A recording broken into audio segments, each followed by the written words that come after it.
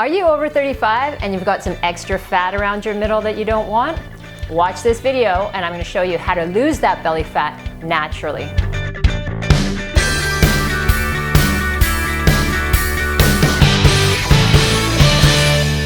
Hey, it's Ivana helping you get fit, healthy, and strong at any age.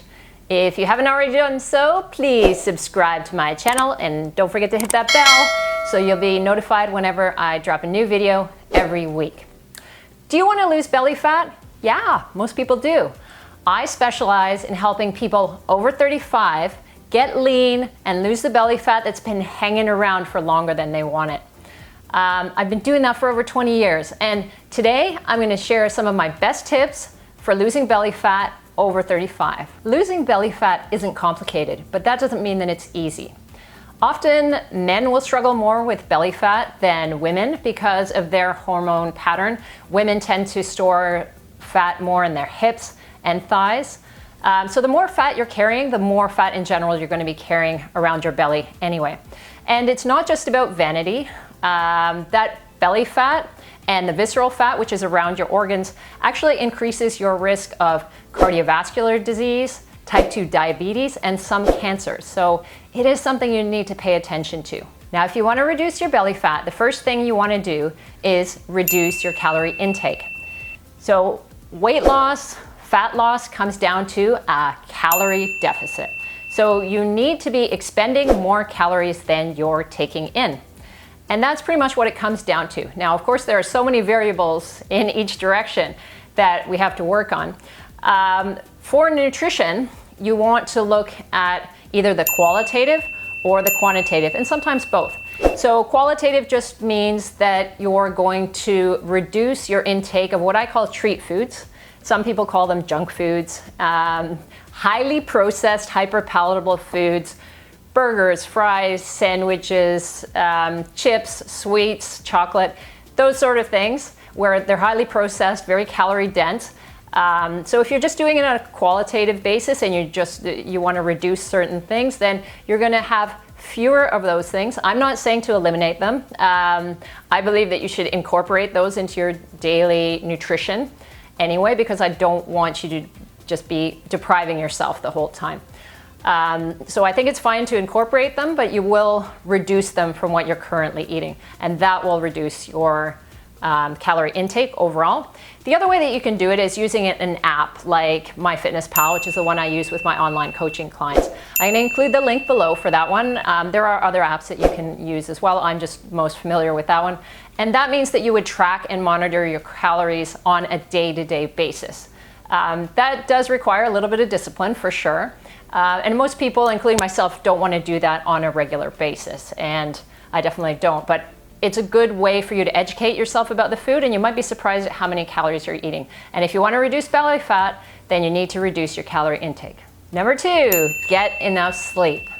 So the hormones that are required for tissue repair, like growth hormone and testosterone, also for muscle building, those are produced during sleep.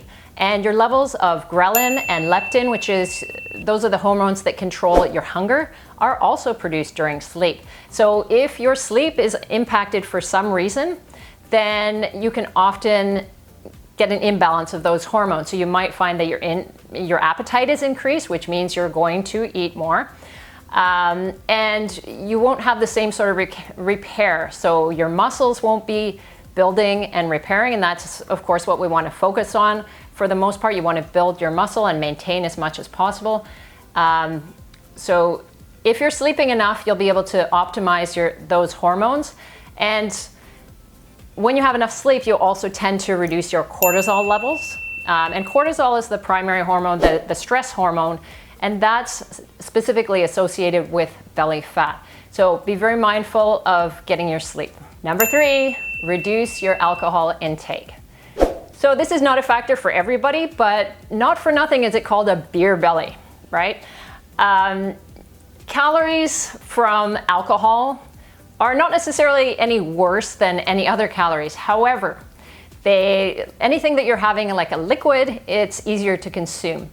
And although like a single glass of wine might be, 120 to 140 calories, you're not always having just one glass of wine and 2 or 3 glasses of wine and then 2 or 3 bottles of beer. Those things can add up fast. And the other thing in terms of alcohol that really matters is that afterwards you're also less likely to eat properly. You're more likely to overindulge and indulge in things that are very tasty foods, but also very high calorie foods that are going to cause a problem. So you're going to be adding body fat rather than losing that belly fat that you really want to get rid of. Number 4, exercise with weights. So weight training is really important for building and maintaining your muscle, especially when you get over 35. You're going to be losing 0.5 to 1% of your muscle mass per year over 35 if you don't do anything about it. So you really want to maintain that muscle mass in order to maintain your metabolism as you get older. Number 5, take fish oils.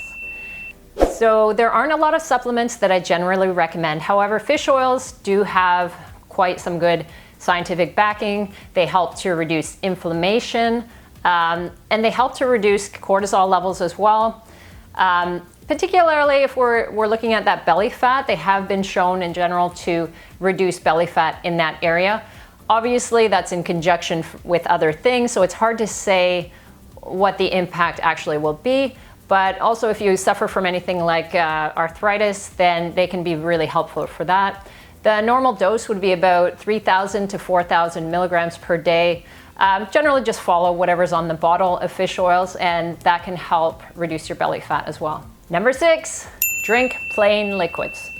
So this is a really key thing for weight loss and belly fat loss. Just drink plain, no calorie liquids.